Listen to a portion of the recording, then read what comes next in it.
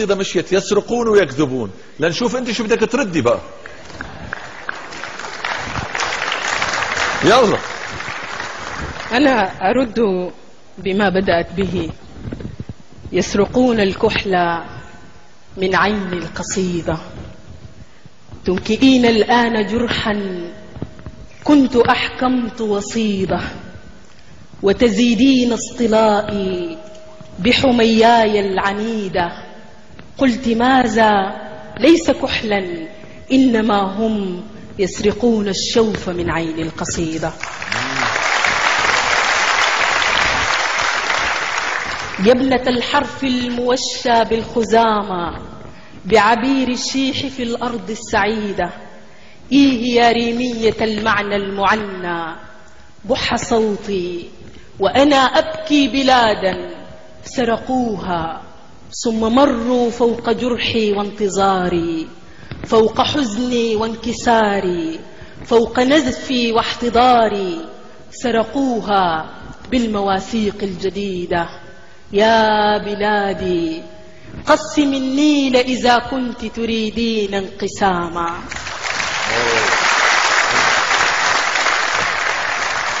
يا بلادي قسم النيل إذا كنت تريدين انقساما. قسم الشمس فما زالت تغني للبيوت السمر من نملي لحلفا، وتسمي أهلها السمر كراما.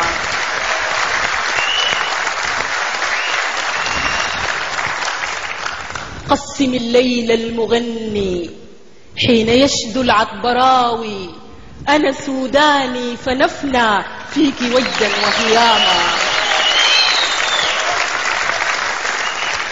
يا بلادي قسم النيل إذا كنت تريدين اقتساما.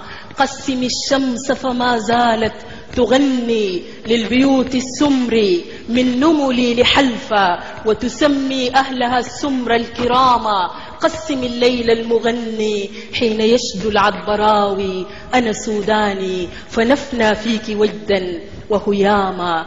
قسمي قلبي إذا كنت تريدين انقساما. قسمي أحلامنا عدلا وقسطاسا مبينا. قسمي أشواقنا أفراحنا أحزاننا تاريخنا الممتد فينا. كلما نودي يا زول التفتنا لهفة وجدا وحبا وحنينا.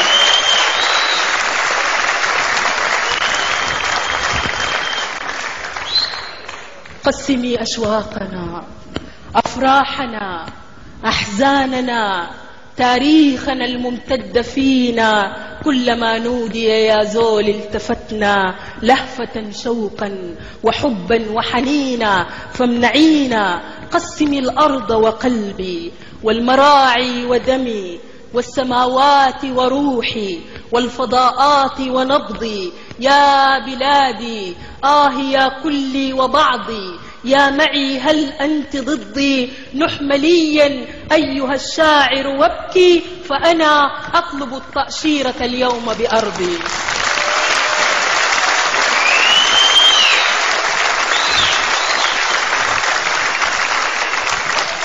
يا بلادي يا كلي وبعضي، يا معي هل أنت ضدي؟ نح مليا أيها الشاعر وابكي، فأنا أطلب التأشيرة اليوم لأرضي. قلت ماذا؟ يسرقون الكحل من عين القصيدة، إنهم هم سارقو الثورة والتاريخ والأحلام والمستقبل الآتي ودمعات اليتامى. سرقوا تونس من ثورتها، سرقوا دارفور من ثروتها، سرقوا لبنان من روعته، سرقوا الجولان من عزته، سرقوا الصومال.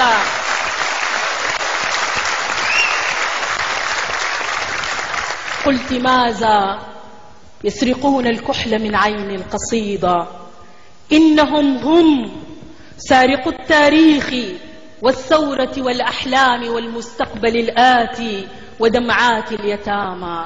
سرقوا تونس من ثورتها، سرقوا دارفور من ثروتها، سرقوا لبنان من روعته، سرقوا الجولان من عزته، سرقوا الصومال من إخوته، والعراق الحر من هيبته، سرقوا السودان من وحدته.